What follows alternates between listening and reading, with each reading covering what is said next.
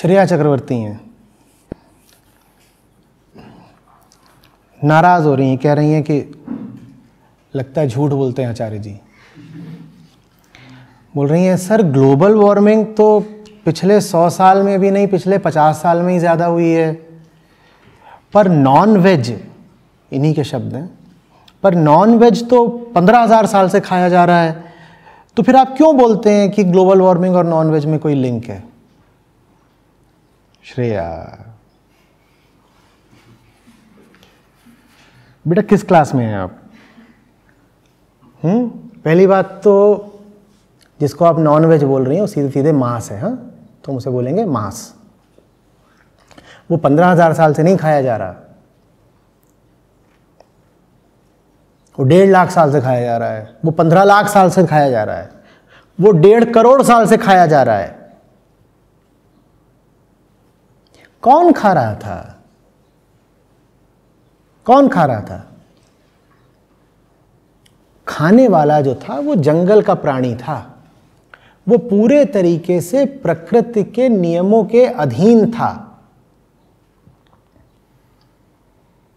जब वो प्रकृति के नियमों के अधीन था तो उसकी बहुत ज्यादा तादाद, संख्या भी नहीं बढ़ी थी। वो प्रकृति के नियमों के अधीन था, उसकी बहुत तादाद नहीं बढ़ी थी। वो जानवर था एक, और जानवर तब खाते थे, जानवर आज भी खा रहे हैं। आदमी भी जंगल में रहता था तो कुछ हद तक वो मांसाहारी था। ये भी मत कहिएगा कि आदमी जब जंगल में रहता था तो पूरी तरह मांसाहारी था। पूरी तरह मांसाहारी नहीं था, वो लगभग पूरी तरह शाकाहारी था। श्रेया, आपको जंगल भेज दिया जाए तो आपके लिए ज्यादा आसान क्या होगा? फल खाना या हिरण को दौड़ा करके मार के खाना? बोलिए, जल्दी बोलिए। तो आपको क्यों लगता है कि जो हमारे पुरखे थे जब वो जंगल में रहते थे तो दौड़ा दौड़ा करके हिरणों को मारते थे और हाथियों को मारते थे और खा लेते थे? जहां तक दौड़ा करके पकड़ने और खाने की बात है, आपको एक मुर्गा ही खाना हो, आप उसे दौड़ा के दिखाइए पकड़ के। हिरण पकड़ने की बात तो बहुत दूर की है, एक मुर्गा जो उड़ भी नहीं पाता, आप दौड़ा करके उसी को पकड़ के दिखा दीजिए। आज आप एक मुर्गा दौड़ा के नहीं पकड़ पाते। आपको क्यों लगता है कि जो हमारे सब पर पितामह थे, पुरखे जंगल में रहते थे, वो इतने जबरदस्त थे कि वो दौड़ा दौड़ा करके चीते पकड़ा करते थे? हाँ, क्या वो कूद कूद के बंदर लपक लिया करते थे? कि वो नदियों में डाइव मारते थे और शार्क निकाल लाते थे बाहर? ये आपको क्यों लग रहा है कि हमारे जो सब रहते थे वो बिल्कुल मांस ही मांस खा रहे थे? भाई, मांस इतना आसान नहीं होता। मांस पेड़ पे नहीं टंगा है। एक जीता जागता इंसान है वो, उसको तुम पकड़ने जाओगे वो भागेगा। और तब तुम्हारे पास टेक्नोलॉजी नहीं थी, तुम कैसे पकड़ लेते थे? जाहिर सी बात है। और अब विज्ञान ने भी इस बात को प्रमाणित कर दिया है। जो लेटेस्ट रिसर्च है, हालिया शोध, उसको पढ़िएगा, आपको पता चल जाएगा कि जो आदि मानव था वो लगभग पूरी तरह से शाकाहारी ही था। खैर, ये तो एक बात हुई। हमने मान भी लिया कि थोड़ा बहुत वो मांस खा लेता होगा, जहां भी मौका लग गया खा लिया। बहुत नहीं पकड़ पाए, पर कोई मान लो मरा हुआ ही मिल गया, कोई घायल मिल गया, कोई बूढ़ा जानवर मिल गया, उसको पकड़ लिया, अपना खा गए। या पत्थर फेंक के मार दिया, या दूर से भाला फेंक के मार दिया, ऐसे करके कुछ पकड़ में आ गया, थोड़ा बहुत तो खा लिया। चलो, कुछ मांसाहार वो करता था। उसकी तादाद कितनी थी? उसकी संख्या कितनी थी? उसकी संख्या उतनी ही थी जितनी जंगल में रहने वाले किसी और जानवर की हो सकती है। प्रकृति ने उसकी संख्या को सीमित कर रखा था। कभी सुना है कि किसी जंगल में कोई एक प्रजाति ही अचानक से बहुत ज्यादा बढ़ गई हो? नहीं बढ़ पाती ना। जंगल खुद एक सीमा लगा करके रखता है कि ये इतने होंगे, इतने होंगे, इतने होंगे। वो प्राकृतिक एक व्यवस्था है जिसमें कोई भी प्रजाति एक सीमा से ज्यादा अपना संख्या बल नहीं बढ़ा सकती। तो आदमी की भी जो तादाद थी वो सीमित थी। पहली बात तो मांस खा नहीं रहा था ज्यादा, और जितना खा भी रहा था वो सीमित मात्रा में खा रहा था। अब क्या हुआ है? अब तुम 800 करोड़ हो। कितने हो? 800 करोड़ हो गए हो तुम। और तुमने विकसित क्या कर लिए हैं? हाँ, कृत्रिम तरीके जानवरों को न सिर्फ पकड़ने के बल्कि पैदा करने के। अगर तुम सिर्फ पकड़ के खाओ तो अधिक से अधिक ये होगा कि तुम एक प्रजाति का नामो निशान मिटा दोगे कि इतना पकड़ के खाया कि वो प्रजाति बची नहीं। उससे ग्लोबल वार्मिंग नहीं होगी। दिक्कत ये नहीं है कि तुम पकड़ के खा रहे हो, दिक्कत ये है कि तुम पैदा कर रहे हो। ज़्यादातर लोग समझ ही नहीं रहे हैं कि मांसाहार और ग्लोबल वार्मिंग का संबंध क्या है। संबंध ये है कि तुम अपने खाने के लिए उनको पैदा कर रहे हो, और जब तुम उनको पैदा कर रहे हो तो तुम्हें उनको खिलाना पड़ रहा है। उनको खिलाने के लिए तुम्हें पैदा करना पड़ रहा है। उस पैदा करने में कार्बन का उत्सर्जन होता है, और जो तुम उनको खिलाते हो तो उनके शरीर से बहुत सारी कार्बन डाइऑक्साइड निकलती है। बहुत बड़े बड़े जानवर हैं, खास तौर पे जो लोग सूअर खाते हैं, भैंस खाते हैं, गाय खाते हैं। सबसे ज्यादा ग्लोबल वार्मिंग बीफ खाने से होती है, क्योंकि बहुत बड़े जानवर हैं, उन्हें बहुत सारा खिलाना पड़ता है। 1 किलो मांस के लिए उनको 20-30 किलो अन्न और चारा देना पड़ता है। यहां से होती है ग्लोबल वार्मिंग, उन्हें जबरदस्ती पैदा करने से। तुमने इतने सारे पैदा कर दिए, क्योंकि 800 करोड़ लोग हैं, जिनमें 750 करोड़ लोगों को क्या चाहिए? मांस, वो भी भैंसे का। तो उसी तादाद में फिर भैंसे, बकरी, मुर्गे, मच्छी, ये सब पैदा किए जा रहे हैं, जबरदस्ती पैदा किए जा रहे हैं, प्राकृतिक रूप से नहीं पैदा हो रहे। एक बहुत बड़ी तादादें पैदा हो रहे हैं। बहुत बड़ी तादाद समझते हो? सोचो कितने होंगे रोज जो कट रहे हैं, तो उसी हिसाब से पैदा किए जा रहे हैं।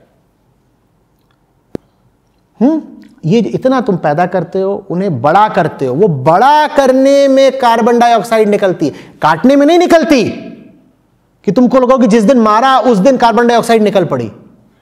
जिस दिन तुमने उनको मारा उस दिन कार्बन डाइऑक्साइड नहीं निकलती। कार्बन डाइऑक्साइड किस दिन पैदा होती है? उस पूरी प्रक्रिया में जिसमें तुम उनको पैदा करते हो, खिलाते हो, उन पर मांस चढ़ाते हो, उनका वजन बढ़ाते हो, उनको बड़ा करते हो ताकि उनको स्लॉटर कर सको। उस प्रक्रिया में कार्बन डाइऑक्साइड निकलती है, समझ रही? और उस सारी प्रक्रिया तुम्हारे पेट की हवस पूरी करने के लिए। समझ में आ रही है बात? वहां से हो रही है ग्लोबल वार्मिंग।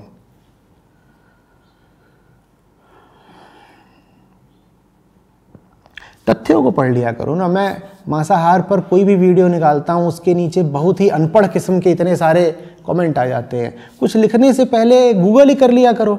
लोग कहते हैं हो इनको कुछ पता नहीं, देखो ये सपने ले रहे हैं, बोल रहे हैं मांसाहार से ग्लोबल वार्मिंग होती है। गूगल कर लो ना, तो 10,000 लिंक्स मिल जाएंगे इस पर। एकदम झट से पूरा पेज भर जाएगा जैसे ही लिखोगे ना। Animal agriculture global warming, animal husbandry global warming, meat consumption global warming, beef consumption global warming, इतना लिख के गूगल कर लो। कई लोग कहते हैं आचार्य जी आप या तो ये समझा दीजिए या बोलिए मत, वीडियो बनाइए कि कैसे मांसाहार से ग्लोबल वार्मिंग होती है। मैं तुमको क्या समझा दूं? तुम्हें गूगल करना नहीं आता? गूगल करना भी आचार्य जी सिखाएंगे? नहीं सिखाता। YouTube चलाना आता है, तुम्हें गूगल करना नहीं आता? YouTube भी गूगल का है। तुम इतना गूगल खुद नहीं कर सकते कि कैसे मीट कंजम्पशन ग्लोबल वार्मिंग का लगभग सबसे बड़ा कारण है? ये तुम्हें गूगल करना नहीं आता, पढ़े लिखे नहीं हो।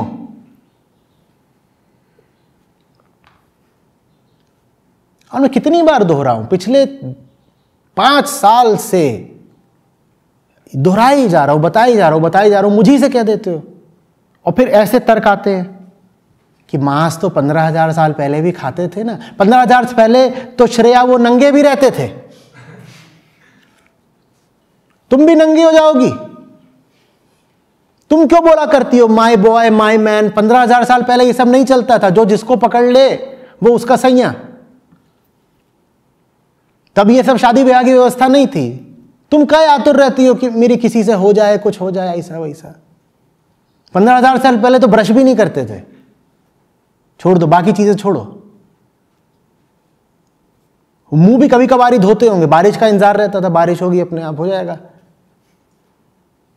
या नहाते भी तो वैसे ही जैसे भैंसिया नहाती है, देखा है कैसे करती है? वो पोखरे में जाकर घुस जाती है। तुम्हें भी वही करना है श्रेया। तो 8-10 भैंसे उनके बीच में श्रेया भी डुबकी मार रही है। क्यों? क्योंकि 15,000 साल पहले भी तो यही होता था। 15,000 साल पहले जो कुछ होता था वो तुम बहुत पीछे छोड़ आए, लेकिन जब जानवर को मार के खाने की हवस का नाम आता है तो कहते हो ये तो 15,000 साल पहले भी होता था।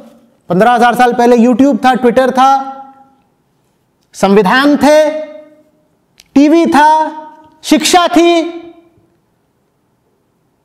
बाकी हर चीज में तुम कहोगे हम तो साहब पुरानी चीजों को फॉलो नहीं करेंगे। यही कहती हूं ना श्रेया, ओ माय गॉड दकियानूसी लोग पुरानी चीजों पे चलते हैं। सबसे बड़ी दकियानूसी तो वो जमात है जो मांस भक्षण करने के लिए यह तर्क देती है कि यह तो हमेशा से हो रहा है, हमेशा से जो कुछ हो रहा है वो आज भी करो ना, फिर बाकी हर चीज में तुमको आज की सोच रखनी है। मांस चबाने के लिए तर्क देते हो कि यह तो पहले से हो रहा था। ये क्या बात है? तुम्हें बिल्कुल नहीं समझ में आ रहा है कि 20-30 साल के अंदर अंदर सब कुछ तबाह होने को तैयार खड़ा है।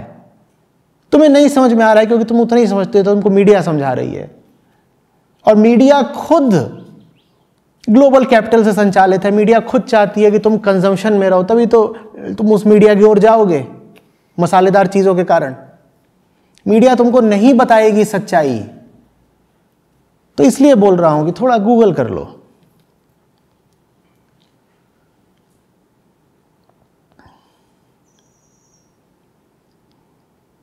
हर फालतू की चीज पर इतने सारे आर्टिकल्स मिल जाएंगे, अखबारों में छपता रहेगा, मीडिया साइट्स में छपता रहेगा, लेकिन इस मुद्दे को कितनी कम कवरेज दी जाती है। अभी मैं देख रहा था एक न्यूज साइट, उसमें एकदम ऊपर ही एक अधनंगी अदाकारा गोवा की बीच पर, और बोला जा रहा है